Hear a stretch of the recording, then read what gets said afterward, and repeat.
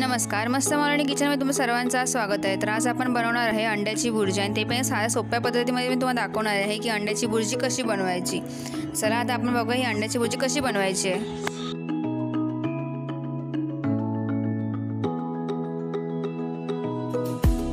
सर्वांचं स्वागत आहे। तर आज आपण बनवणार आहे इथे अंड्याची भुर्जी आणि त्यासाठी मी बघा 2 चमचे तेल टाकले आहे। तुम्ही बघू शकता मी 2 मोठे कांदे चिरून घेतले होते, एक टोमॅटो कापून घेतलाय बारीक आणि थोडीशी ती कोथिंबीर घेतली आहे आणि ते बघा मी इथे पहिला कांदा भाजून घेणार आहे आणि याच्यामध्ये मी छोटी मिरची पण घेतली होती। तुम्हाला पाहिजे तुम्ही टाकू शकता, नाही टाकलं तरी चालेल। आणि आता इथे मी कांद्याला व्यवस्थित तेलामध्ये फ्राय करून घेणार आहे।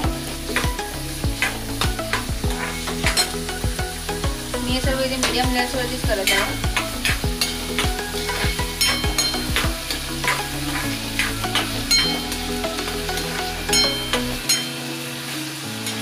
त्यामध्ये मी हा टोमॅटो टाकणार आहे।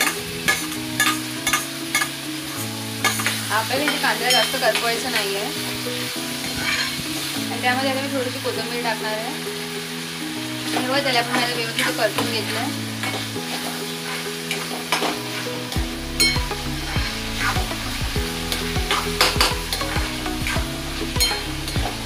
अंड्याच्या भुर्जीमध्ये नेहमी कांद्याचा आणि टोमॅटोचा वापर आपल्याला जास्त करायचा आहे, त्यामुळे आपल्या अंड्याचा इथे वास येत नाही। आता मी त्यामध्ये 1 चमचा हळद टाकणार आहे, 1 चमचा धना पावडर टाकणार आहे।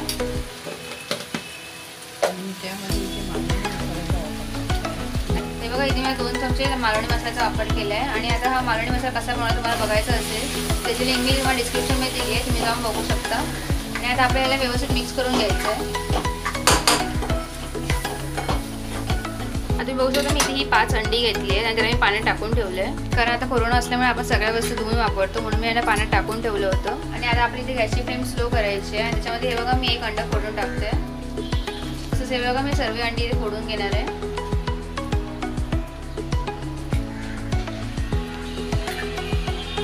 आणि आता हे बघा याला मी व्यवस्थित इथे मिक्स करून घेणार आहे। आपल्या इथे गॅसची फ्लेम मीडियम करायची आहे। ही भुर्जी खूपच छान बनते आणि चवीला पण खूप छान असते, कारण आपण त्यामध्ये मालवणी मसाल्याचा वापर केला आहे। ते बघा आपल्याला व्यवस्थित मिक्स करून घ्यायचं आहे आणि आता बघा मी ती गॅसची फ्लेम स्लो करणार आहे आणि त्याला 5 मिनिटांसाठी शिजवून घेणार आहे। मिनिटं पूर्ण झालेली आहे आणि आता ही बघा आपली भुर्जी तयार झाली आहे आणि आता मी त्यामध्ये चवीनुसार मीठ टाकणार आहे आणि त्यामध्ये आता थोडी मी कसुरी मेथी टाकणार आहे। तुमच्याकडे असेल तर तुम्ही टाकू शकता, नाही टाकलं तरी चालेल। आता बघा त्याला मी व्यवस्थित मिक्स करून घेते आणि आता ही बघा आपली साध्या सोप्या पद्धतीमध्ये आपली भुर्जी तयार झाली आहे। तुम्ही बघू शकता ती किती सुट्टी झाली आहे। तर आता बघा त्यावरती मी थोडीशी कोथिंबीर टाकणार आहे। जर तुम्हाला माझी आजची रेसिपी आवडली असेल तर माझ्या चॅनल सबस्क्राईब करा, बेल आयकॉनवर क्लिक करा आणि मला कमेंट करून नक्कीच सांगा तुम्हाला आमची आजची रेसिपी कशी वाटली। थँक्यू।